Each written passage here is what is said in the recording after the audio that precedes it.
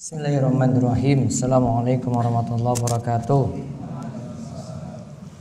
Innal hamdalillah nahmaduhu wa nasta'inuhu wa nastaghfiruh wa na'udzu billahi min syururi anfusina wa sayyiati a'malina. May yahdihillahu fala mudilla lahu wa may yudlil fala hadiyalah. Wa asyhadu an la ilaha illallah wahdahu la syarikalah wa asyhadu anna Muhammadan abduhu wa rasuluh. Allahumma salli ala nabiyyina Muhammad wa ala alihi wa man tabi'ahum bi ihsan ila yaumiddin. Allahumma inna nas'aluka ilman nafi'a wa rizqan thayyiba wa amalan mutaqabbala. Puji syukur kita panjatkan pada Allah. Salawat dan salam semoga tercurah pada Nabi besar kita Muhammad sallallahu alaihi wasallam. Baik, Bapak dan Ibu-ibu serta jamaah sekalian yang semoga senantiasa dirahmati oleh Allah, pada kesempatan sore ini kita akan kembali melanjutkan bahasan rutin kita setiap Senin sore malam Selasa. Kali ini kita membahas kitab Umdatul Ahkam dan nanti akan bergiliran dengan kitab Bulughul Maram karya Imam Ibnu Hajar Al-Asqalani. Saya akan ulang dulu hadisnya. Hadis pertama yang telah kita bahas, yaitu hadis ini menjelaskan tentang nasihat Nabi Shallallahu Alaihi Wasallam kepada Mu'adz. Ini hadis ini disampaikan oleh Abdullah bin Abbas radhiyallahu anhuma. Ia berkata, Rasulullah Shallallahu Alaihi Wasallam pernah mengatakan kepada sahabat Mu'adz bin Jabal ketika Mu'adz diutus ke negeri Yaman.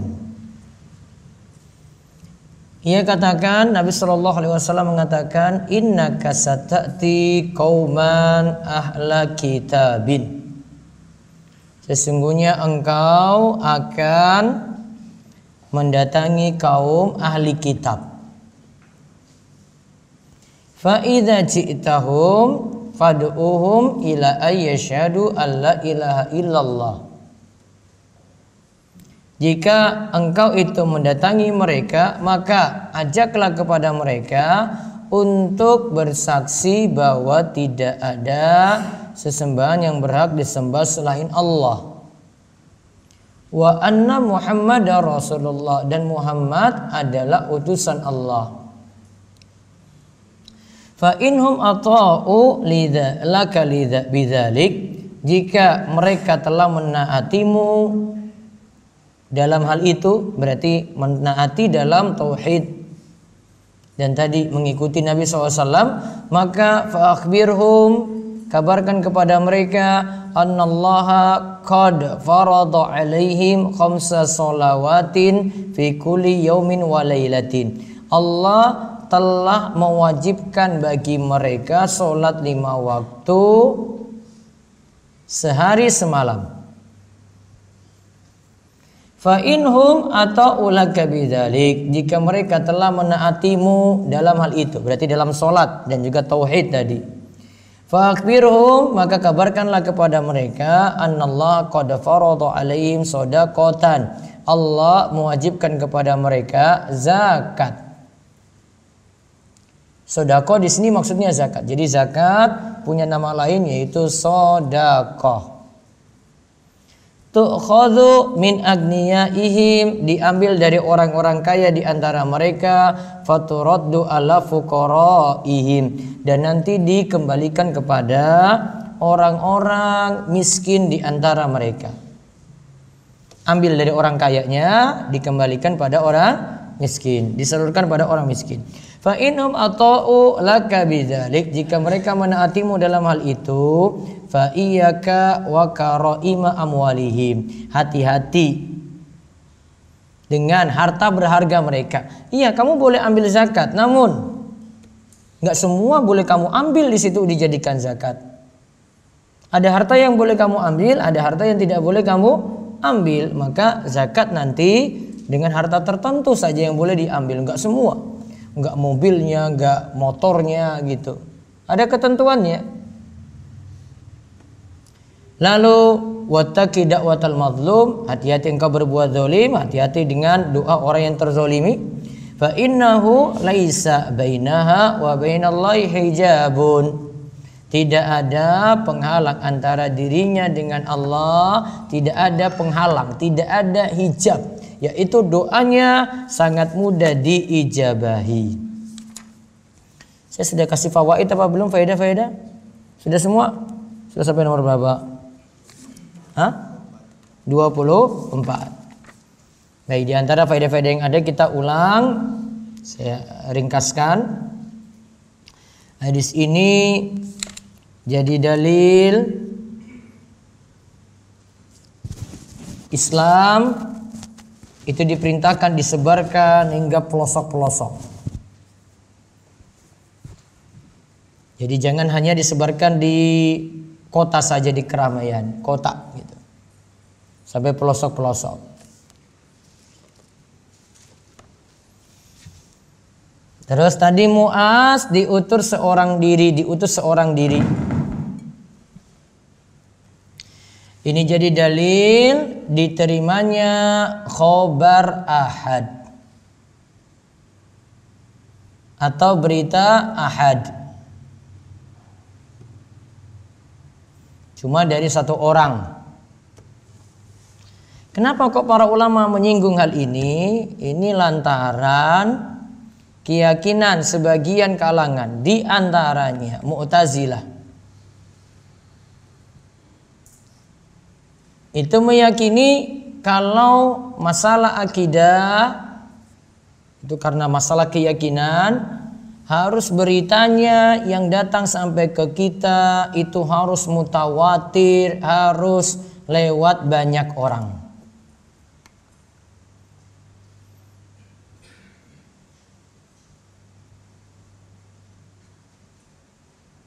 Ya, harus lewat banyak orang.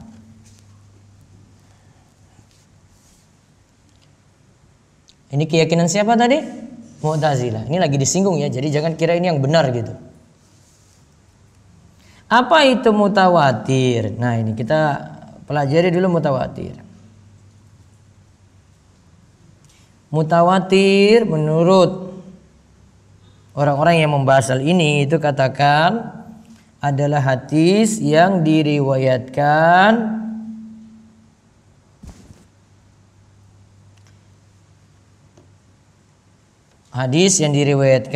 oleh orang banyak.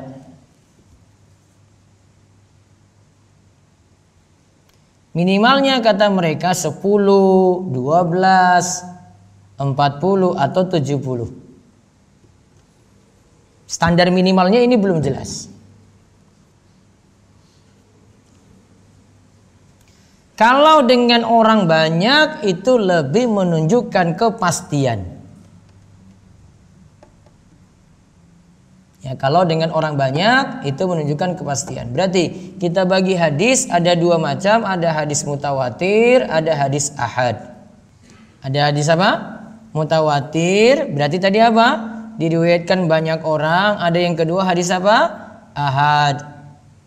Ahad ya lawan mutawatir. Berarti kalau mutawatir tadi 10, 12, 40, 70 ya. Berarti kalau ahad berarti di bawah 10.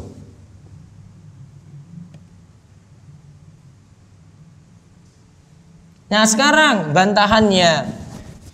Jadi dengar kayak gini jangan cuma dengar aja, harus tahu bantahan. Karena lagi syubhat ini. Itu dikira Pak Ustadz yang bahas itu, Pak Ustadz tuh dukung itu hadis ahad tadi itu. Dengar lagi lanjutannya. Bantahannya yang benar hadis ahad selama itu sahih tetap jadi landasan dalam masalah akidah. Ingat ya, hadis ahad selama itu apa? Sahih, itu jadi landasan dalam masalah apa? Akidah.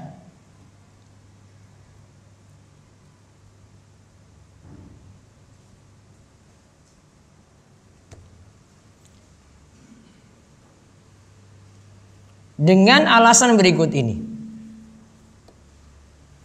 Satu, Karena penetapan standar mutawatir masih belum jelas. Karena penetapan standar mutawatir masih belum jelas. Ada tadi pendapatnya apa saja tadi? Minimal berapa? 10, ada 12, ada 40, ada 70. Berarti menurut orang yang pakai 70, dia tidak nganggap yang pakai 10 berarti. Menurut kamu 70 kan? Saya enggak, saya bilang 10 saja. Maka standar kita enggak jelas nih. Berarti kamu boleh menerima masalah akidah ini, saya enggak boleh nerima gitu. Dia beralasan kayak gitu. Maka sesuatu yang belum jelas kayak gini ya tidak bisa dijadikan sesuatu yang pasti juga. Padahal tadi tujuannya dia tetapkan ini hadis mutawatir, itu menunjukkan kepastian. Ternyata penetapan standar mutawatir pun masih belum jelas. Yang kedua, alasannya secara aplikasi tidak mungkin diterapkan.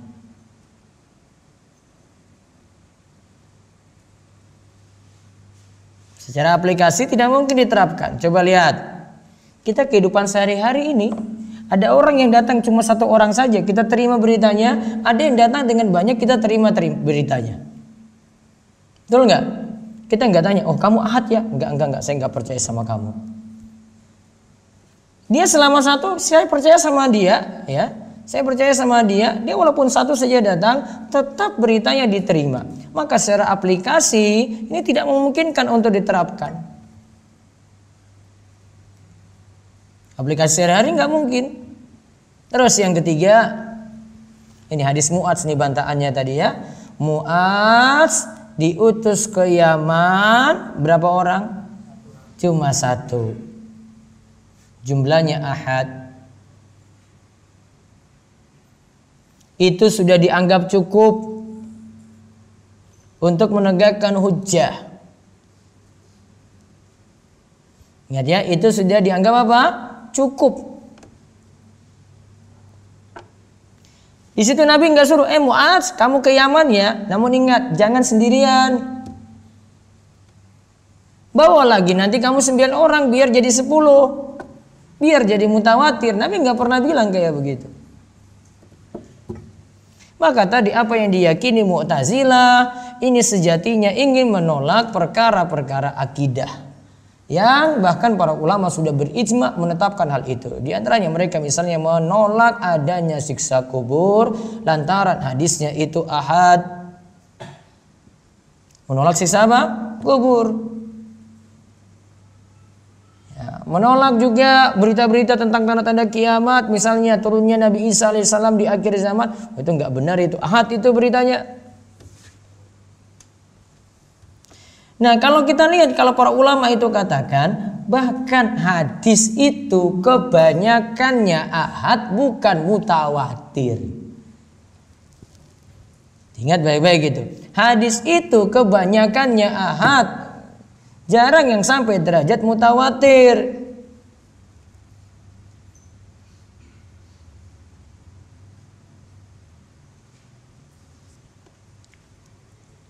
Sehingga yang dari hadis ahad ini yang para ulama bahas ini ada yang sahih, ada yang hasan, ada yang dhaif. Kalau mutawatir nggak masuk pembahasan ini. Kalau mutawatir sudah menunjukkan kepastian, orang banyak yang riwayatkan kok. Yang banyaknya itu hadis ahad. Coba kalau hadis ahad itu ditolak. Lantaran ini membicarakan masalah akidah. Betapa banyak masalah akidah itu akhirnya lepas semuanya lantaran alasan seperti itu. Sejatinya orang-orang Mu'tazilah ingin menolak ya akidah-akidah tertentu.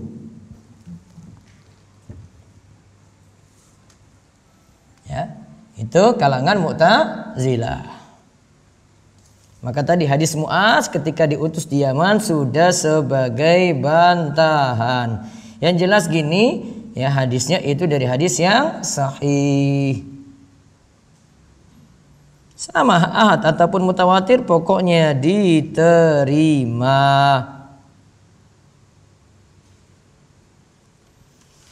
Terus faedah yang berikutnya lagi,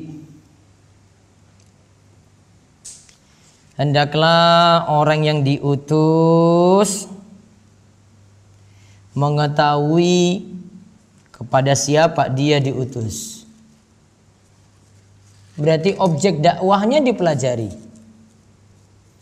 Oh, ini saya hadapi Yaman tadi ya, pergi ke negeri ahli kitab. Ini orang-orang ahli kitab berbeda dengan orang musyrik. Maka penyampaiannya tentu berbeda karena ahli kitab sudah punya kitab. Beda dengan orang musyrik yang itu penuh dengan kesyirikan, belum ada kitab tertentu. Berarti orang-orang ahli kitab itu lebih cerdas, maka dia harus ngatur-ngatur cara untuk ngatur strategi cara untuk masuk dakwahi mereka. Sama seorang dai, dia juga mesti seperti itu. Tahu strateginya gimana, menyampaikannya seperti apa, caranya itu bagaimana saat berdakwah.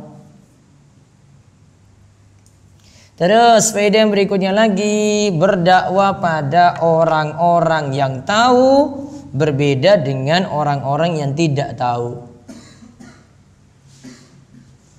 Ya, objek dakwahnya itu ada orang yang pintar, objek dakwah itu ada orang yang tidak pintar. Itu perlu penyesuaian. Kalau orang-orang cerdas ya dari sisi bahasa, materi, perlu diperhatikan. Beda dengan orang yang masih awam, bodoh, baca Al-Quran gak bisa, sholat masih belum paham gitu. Tentu saja materi yang disampaikan berbeda. Kemudian faedah yang berikutnya lagi, dianjurkan adanya wasiat dari pemimpin. Dengan wasiat yang bermanfaat. Ini tadi kan kepada Mu'adz yang diutus, berarti kepada yang dia utus. Kemudian faedah yang keenam, berdakwah dimulai dari yang terpenting, kemudian yang penting lainnya. Apa dulu yang terpenting? Akidah, tauhid, diingatkan dulu. Jangan dulu masalah yang undang konflik. Ya, yang masing-masing konflik gak usah dibahas dulu.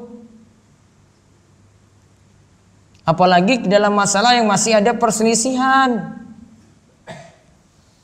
Datang-datang ya sudah bahas masalah ya yang masih ada perselisihan yang kuat. Contoh misalnya dia bahas sudah datang ke masjid, wah, saya sudah dapat ilmu kalau Al-Fatihah itu bismillahnya nggak usah jahar saja. Rasul nggak pernah lakukan seperti itu.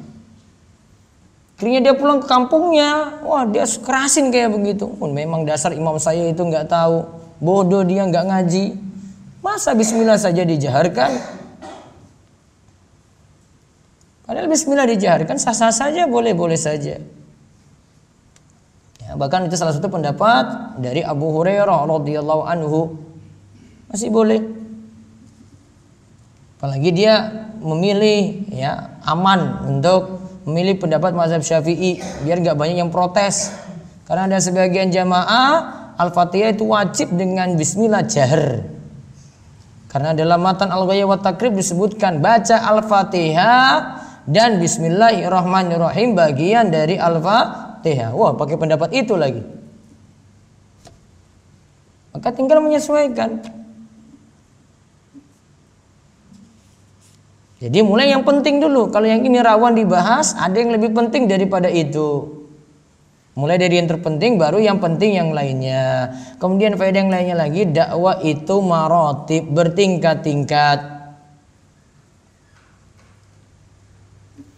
Jadi ada kelas bawah, ada kelas di atasnya, ada kelas di atasnya lagi.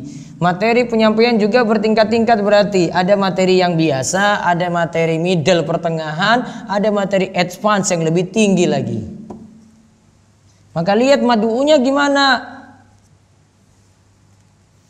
Jangan sampai bahas masalah akidah, dia ambil kitab yang super tinggi gitu. Ya, dia bahas al-aqidah al-wasitiyah.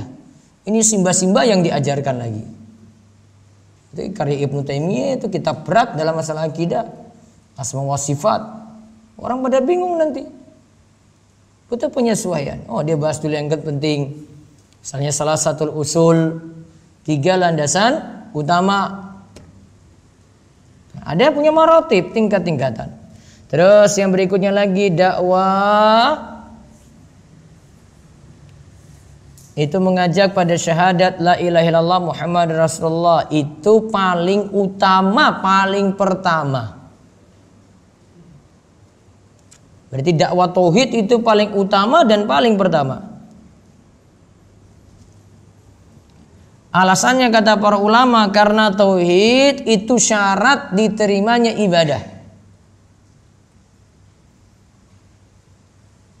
Ibadah tidak sah kecuali dengan apa? Bertauhid. Terus yang ke-9, bahwasanya orang dikatakan masuk Islam itu dengan mengucapkan 2 kalimat syahadat. Orang kafir dinyatakan masuk Islam dengan mengucapkan 2 kalimat syahadat. Berarti kalau dia masuk Islam gak mau ucapkan 2 kalimat syahadat, nah belum dianggap tuh. Padahal dia bisa berbicara, mampu untuk ucapkan. Maka kalau ada yang masuk Islam, tuntun syahadat berarti.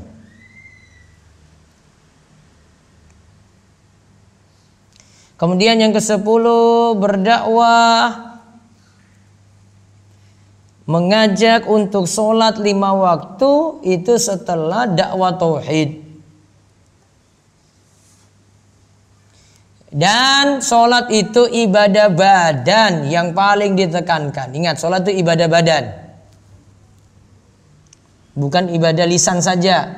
Sholat itu ibadah badan. Lisannya gerak, badannya gerak, hatinya juga hadir. Kemudian yang ke-11, faedah yang lainnya lagi, berdakwah kepada zakat, mengajak bayar zakat dilakukan setelah mengingatkan sholat. Dan ingat, zakat adalah ibadah maliyah yang ditekankan. Ibadah maliyah, ibadah terkait harta.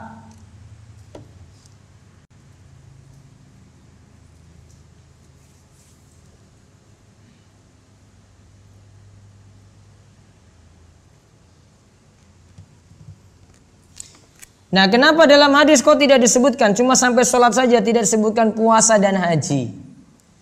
Bisa diingat, puasa dan haji saat Mu'adz itu diutus itu belum diwajibkan. Katanya Mu'adz diutus itu pada bulan Rabiul Awal atau sebelumnya pada tahun 10. Dan ketika itu belum katanya ditetapkan puasa dan haji. Maka awalnya dikuatkan iman dulu. Dikuatkan iman, hal-hal yang mereka bisa terima seperti sholat didakwakan dulu, biar mereka mau terima dakwah dulu. Tidak diberatkan dengan puasa, tidak diberatkan dengan haji.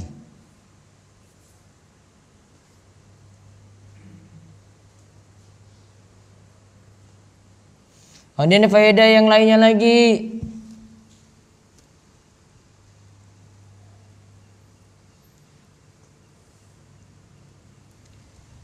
hikmah diwajibkannya zakat. Ini kaitannya dengan pembahasan kita ya. Hikmah diwajibkannya zakat adalah untuk memenuhi hajat-hajat orang miskin. Untuk memenuhi hajat-hajat orang miskin. Jadi hajat mereka dipenuhi. Nah, itu makanya disuruh keluarkan zakat. Juga faedah yang lainnya lagi, dibolehkan menyalurkan zakat cuma untuk 1 golongan dari 8 asnaf. Kan yang menerima zakat itu ada 8 golongan ya, nanti akan kita sampai di pembahasannya.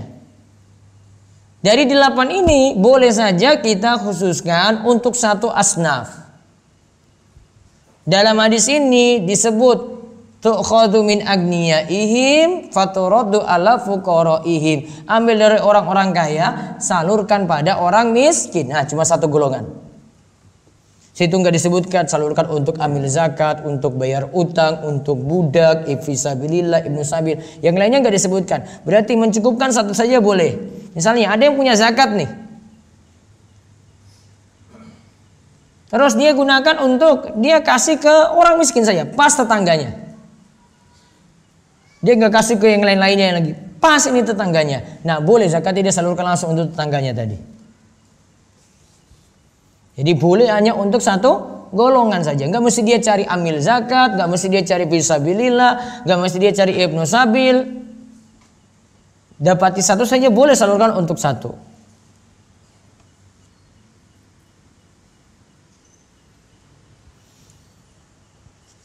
Nah, kemudian faedah berikutnya lagi, zakat disalurkan di tempat zakat tersebut diambil.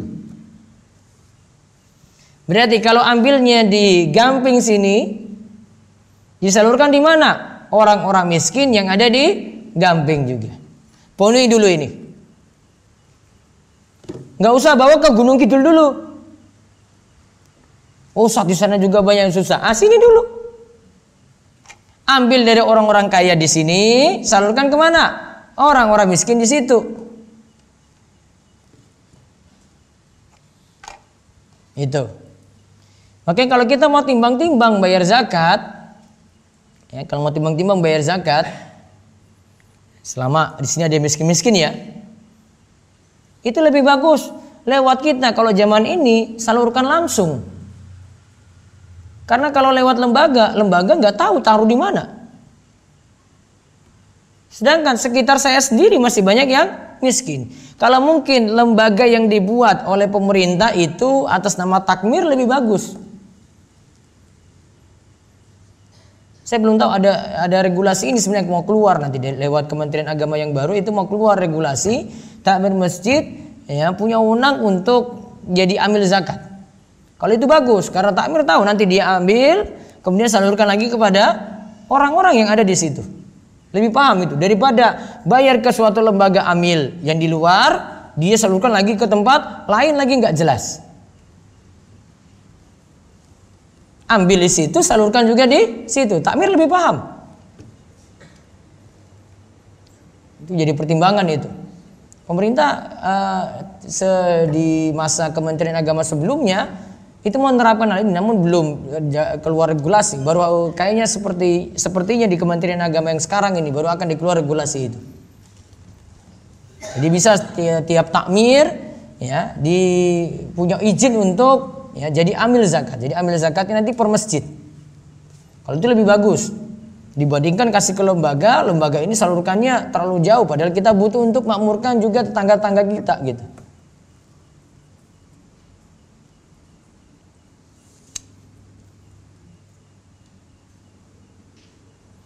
Kemudian zakat boleh diambil secara paksa.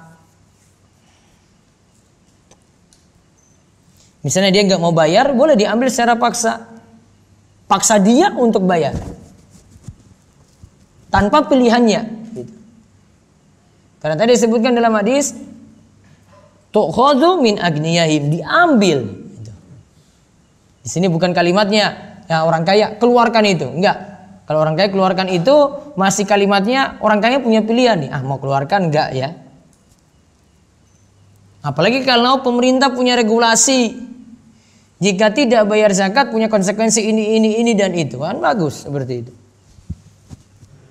Contoh misalnya pengusaha gitu punya kewajiban untuk bayar zakat perdagangan, zakat barang dagangan. Awas kalau kamu nggak bayar izin. Ya, buka tokomu, buka warungmu, pokoknya ditutup, harus bayar zakat. Aduh, kayak gitu kan bagus sekali. Pemerintah nggak berani itu. Mungkin di demo sama toko-toko, warung-warung itu. Kayak gini kan bagus, tegas. Kenapa tegas tadi? Ya, karena harta ini sejatinya adalah miliknya orang miskin. Orang kaya tahan-tahan, sejatinya dia lagi tahan hartanya orang miskin yang harus dia serahkan itu. Dan kalau dia masih pegang tadi, ya, dia masih pegang harta tersebut yang harus dia keluarkan zakatnya, sama saja sebenarnya dia pegang harta seperti majikan yang tahan harta dari pegawainya belum dibayar. Jadi orang kaya belum bayar zakat untuk orang miskin, sama saja dia tahan-tahan itu. Seperti tadi majikan gak mau bayar gaji karyawan. Zolim berarti.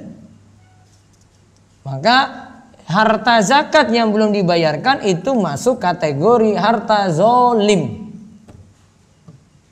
Ingat itu ya. Harta zakat yang belum dibayarkan masuk kategori harta zolim. Harta karena kezoliman. Ini juga dijelaskan oleh Dr. Irwandi Tirmizi di bukunya Harta Haram Muamalat Kontemporer. Besok saya bahas insya Allah di Masjid Agung Sleman, ya, Selasa besok. Sebelumnya di Masjid Suciati, pindah ke Masjid Agung Sleman. Ya, Selasa pada asar jam 4 sampai selesai. Ada di pembahasan itu.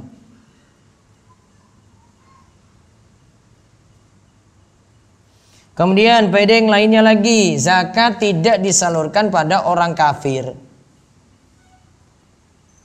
Kecuali nanti ya pembahasannya untuk mu'allafatu qulubuhum. Orang yang ingin dilembutkan hatinya. Ada orang kafir, jika dia diberi harta zakat, dia tertarik untuk masuk Islam karena dia sudah punya kecenderungan, itu tinggal mau masuk aja. Dikasih zakat dia makin semangat untuk masuk Islam. Maka karena faktor ini boleh dia diberikan zakat.